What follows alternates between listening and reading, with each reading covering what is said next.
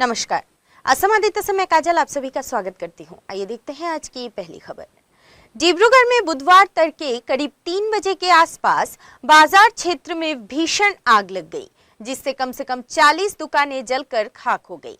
शुरुआत में सुबह के समय एक दुकान में आग लगी थी, जिससे कुछ ही मिनटों में पूरे इलाके में आग फैल गई और घंटों तक धधकती रही। असम के डिब्रूगढ़ शहर में बुधवार सुबह नए बाजार क्षेत्र में भीषण आग लगने से कम 40 दुकानें जलकर खाक हो गई। सूत्रों ने बताया कि बुधवार तड़के करीब 3 बजे के आसपास लगी आग ने कुछ ही मिनटों में पूरे इलाके को अपनी चपेट में ले लिया। एक दुकान में शॉर्ट सर्किट के कारण आग लगने की आशंका जताई जा रही है। बड़े पैमाने पर करोड़ों रुपए की संपत्ति को नुकसान पहुंचा है। आग बुझाने के लिए राज्य अग्निशमन सेवाओं, oil India limited Duliajan, Chabua वायु सेना स्टेशन और पीसीपीएल की दमकल गाड़ियों को लगाया गया था। आखिरकार बुधवार सुबह करीब 7 बजे के आसपास आग पर काबू पा लिया गया। डिब्रूगढ़ के उपायुक्त विश्वजीत पेगू, एसपी श्वेतांक मिश्रा और पूर्व सर्कल अधिकारी झरना पाटगिरी सहित डिब्रूगढ़ जिला प्रशासन और पुलिस विभाग के शीर्ष अधिकारी स्थिति का जायजा लेने के लिए मौके पर पहुंचे। एक स्थानीय निवासी ने कहा कि पिछले साल जगदीश कपड़ों की दुकान में आग लग गई थी और उस भीषण आग में पूरी दुकान जल गई थी। इस बार फिर से दुकान जलकर खाक हो गई है। इस बार आग बड़े पैमाने पर थी और पूरा क्षेत्र आग में घिर गया था। फिलहाल इस घटना में किसी के हताहत होने या किसी के घायल होने की कोई खबर नहीं है। तो बहुत हेपाथेपिके আছে দোকানবিলাক, গতিকে সমগ্ৰ অঞ্চলত বিয়পি পৰে আৰু আমি যিমানখিনি গম পাইছোঁ 23খনকৈ দোকান সম্পূৰ্ণভাৱে ভস্মীভূত হৈছে। তাৰ লগতে 25 কোটি টকাৰ সা সম্পত্তি ইয়াত নষ্ট হৈছে আৰু যিহেতু বিহুৰ সময় আছিলে অধিকাংশ কাপোৰৰ দোকান আছিলে, গতিকে বিহু সময় হোৱাৰ কাৰণে অধিকাংশ দোকানতে তেওঁলোকৰ যথেষ্ট সামগ্ৰী আছিলে, মাল বস্তু সোমাইছিলে, গতিকে সকলোখিনি লোকচান হৈছে। आग लगने का जो सिलसिला चल रहा है एटलीस्ट न्यू मार्केट एरिया में, ये लास्ट 3 साल पहले भी जगदीश क्लोथ स्टोर के आसपास के एरिया और जगदीश क्लोथ स्टोर जल रही थी। अब ये वापस से जगदीश क्लोथ स्टोर का जो एरिया न्यू एरिया था वो खेमका हुआ, हनुमान बख्श हुआ, ये सारे एरिया वापस से जल चुके हैं। यानी कि मैं यही बोलना चाहूँगा कि डिस्ट्रिक्ट एडमिनिस्ट्रेशन को अनुरोध करूँगा कि इस एरिया में कुछ सोचना चाहिए कि आगे जाके ऐसा दुर्घटना अगर होता भी है बाई चांस, तो कैसे कंट्रोल इमीडिएटली किया जा सके। ऐसे लोगों को यहाँ में जो दुकान बनाएंगे उनको क्या एडवाइस देंगे, क्या उन्हें खुद सेल्फ फायर सेफ्टी वाली कुछ सामान होती है वो लगाने का कुछ इंस्ट्रक्शन देंगे। डिस्ट्रिक्ट एडमिनिस्ट्रेशन से मैं ये अनुरोध करना चाहूँगा। आपको ऐसा लगता है कि फायर ब्रिगेड की गाड़ियाँ कम नहीं है लेकिन टोटली इक्विप नहीं है। और प्लस यहाँ में क्या है, बहुत पतली पुलिस सड़कें हैं, तो यहाँ में जब जो फायर ब्रिगेड आती है तो वो फायर ब्रिगेड 1-2 ऐसी रहनी चाहिए कि वो एनी टाइम यहीं में रहे और दूसरी फायर ब्रिगेड आके उसको फील करे और वो करे। लेकिन यहाँ क्या हो रहा है, वो फायर ब्रिगेड आती है, फिर उसको निकलने के लिए फिर रास्ता चाहिए, उतनी ही देर में वो आग उधर और फैलते जाता है और पानी खत्म हो जाता है। ये सुविधा यहाँ पे सही नहीं है। फायर ब्रिगेड की गाड़ी बोल के नहीं बोल रहा हूँ मैं यहाँ में ऐसा कुछ सिस्टम हो जो एटलीस्ट ये जो कोना वाला एरिया है जिसमें लास्ट 4-5 सालों में 3-4 बार आग लग चुकी है, तो यहाँ में ऐसा कुछ वो पंप वगैरह हो या कुछ जैसे बोरिंग वगैरह हो, वो इस कोना में रहना चाहिए। और प्लस इन लोगों की जो गाड़ी है, फायर ब्रिगेड की जो गाड़ी है, उसमें कुछ नया टेक्नोलॉजी वाला होना चाहिए जिसमें लेजर्स लगे हुए हो, आगे कुछ हेलोजन लगे हुए हो, ताकि वो अंधेरे में भी वो एटलीस्ट फायर ब्रिगेड के जो हेलोजन है वो काम आ सके। क्योंकि जब आग लगती है उस एरिया में तो वहाँ पावर कट हो जाती है और उसके बाद फिर वहाँ पूरा अंधेरा हो जाता है, तो एटलीस्ट वो फायर ब्रिगेड के जो हेलोजन है वो तो जलते वो काम आएंगे। और आसपास के जो इलाके हैं और वहाँ में जाके वो पानी मारे, वो उनको ट्रेंड होना चाहिए, थोड़ा फायर ब्रिगेड के जो कर्मचारी है उनको वो ट्रेंड होना चाहिए। मैं news desk report, Assam Aditya. अब बढ़ते हैं अगली खबर की ओर। आज से करीबन 90 साल पहले भारत के महान क्रांतिकारी और स्वतंत्रता सेनानियों में से एक भगत सिंह को ब्रिटिश सरकार द्वारा फांसी दी गई थी।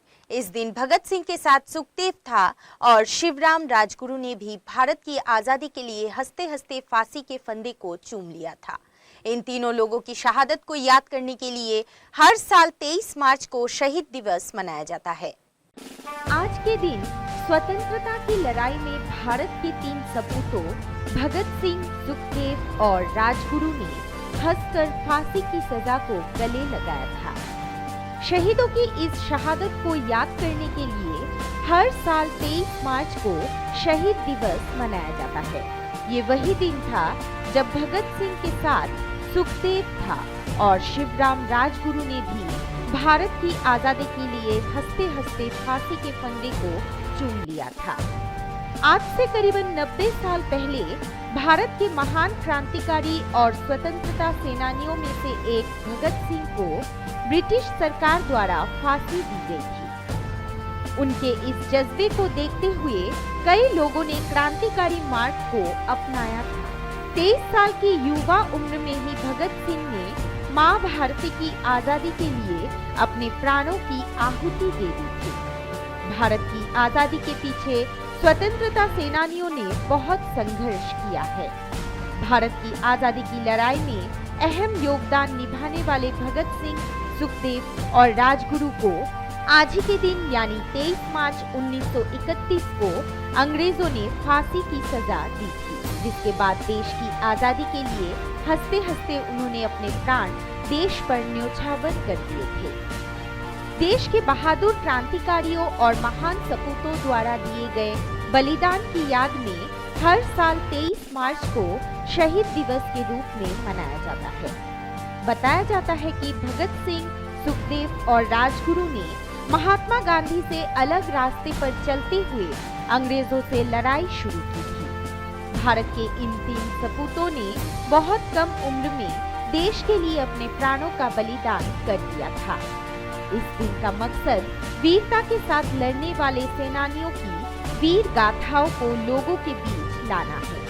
इनकी याद में और इन्हें श्रद्धांजलि देने के लिए आज का दिन शहीद दिवस के रूप में मनाया जाता है। प्रधानमंत्री नरेंद्र मोदी, केंद्रीय गृह मंत्री अमित शाह, कांग्रेस नेता राहुल गांधी, दिल्ली के मुख्यमंत्री और आम आदमी पार्टी के राष्ट्रीय संयोजक अरविंद केजरीवाल समेत कई वरिष्ठ नेताओं ने इन वीरों को श्रद्धांजलि अर्पित की है। News desk report, Assam Aditya. भारतीय आध्यात्मिक गुरु और पर्यावरणविद सद्गुरु ने मिट्टी को बचाने के लिए जागरूकता अभियान की शुरुआत की है। जर्नी टू सेव सोइल नामक इस अभियान में सद्गुरु 100 दिनों की यात्रा अकेले बाइक पर करेंगे। इस 30,000 किलोमीटर की यात्रा के दौरान वो अगले कुछ महीनों में यूके, यूरोप और मिडिल ईस्ट से होते हुए भारत तक 27 देशों से गुजरेंगे। ईशा फाउंडेशन और कॉन्शियस प्लेनेट मूवमेंट के संस्थापक सद्गुरु ने ब्रिटेन की राजधानी लंदन के ट्राफल्गर स्क्वायर से धरती बचाने के अपने अभियान के लिए 100 दिनों की बाइक यात्रा शुरू की है। इस यात्रा के दौरान वे 26 देशों में जाएंगे। अपने इस सफर में सद्गुरु तकरीबन 30,000 किलोमीटर दूरी तय करेंगे। उनकी इस यात्रा का मकसद मिट्टी के क्षरण को रोकने और मिट्टी की उर्वरता बचाना है। ब्रिटेन, यूरोप, मध्य पूर्व और भारत होते हुए 30,000 किलोमीटर की बाइक यात्रा करते हुए सद्गुरु अगले कुछ महीनों में 26 देशों का दौरा करेंगे। इस बाइक सफर के दौरान वे मिट्टी बचाने के लिए ठोस कार्रवाई की तत्काल आवश्यकता पर जोर देने के लिए विश्व के नेताओं, मीडिया, विशेषज्ञों के साथ बातचीत करेंगे। संयुक्त राष्ट्र कन्वेंशन टू कॉम्बैट डेजर्टिफिकेशन के अनुसार धरती की 90% से अधिक मिट्टी 2050 तक खराब हो सकती है, जिससे दुनिया भर में भोजन और पानी की कमी हो जाएगी।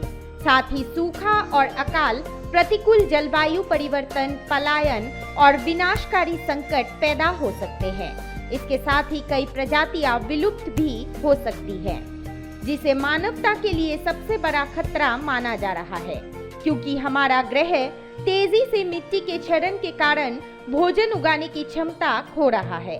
सद्गुरु 21 जून को अंतर्राष्ट्रीय योग दिवस के अवसर पर भारत के कावेरी बेसिन में अपनी यात्रा का समापन करेंगे। News desk report, Assam Aditya. और अब समय है देश दुनिया के इतिहास में आज यानी कि 23 मार्च की तारीख पर दर्ज अन्य महत्वपूर्ण घटनाओं के बारे में बताने की। आज के दिन सन 1880 में भारतीय स्वतंत्रता कार्यकर्ता बसंती देवी का जन्म हुआ था। 1910 में स्वतंत्रता संग्राम के सेनानी, प्रखर चिंतक एवं समाजवादी राजनेता डॉक्टर राम मनोहर लोहिया का जन्म हुआ था। 1931 में भारतीय स्वतंत्रता आंदोलन के क्रांतिकारी भगत सिंह, राजगुरु और सुखदेव को अंग्रेजों ने फांसी दे दी थी। 1956 में पाकिस्तान दुनिया का पहला इस्लामिक गणतंत्र देश बना था। 1965 में नासा ने पहली बार अंतरिक्ष यान जेमिनी 3 से 2 व्यक्तियों को अंतरिक्ष में भेजा था। 1976 में मानव संसाधन मंत्री स्मृति ईरानी का जन्म नई दिल्ली में हुआ था। 1986 में केंद्रीय आरक्षी पुलिस बल की पहली महिला कंपनी दुर्गापुर शिविर में गठित की गई थी। 1987 में बॉलीवुड फिल्म अभिनेत्री कंगना रनौत का जन्म हुआ था। 1996 में ताइवान में पहला प्रत्यक्ष राष्ट्रपति चुनाव हुआ था, जिसमें ली तेंग हुई राष्ट्रपति बने थे। 2012 में मास्टर ब्लास्टर सचिन तेंदुलकर अंतर्राष्ट्रीय क्रिकेट में 100 शतकों का कीर्तिमान बनाने वाले पहले क्रिकेटर बने थे। और आज ही के दिन सन 2020 में भारत में कोरोना वायरस संक्रमण के मामलों की संख्या 433 तक पहुंची थी और देश के अधिकतर हिस्सों में लॉकडाउन लगाया गया था। आज के लिए बस इतना ही। देखते रहिए असम आदित्य। नमस्कार।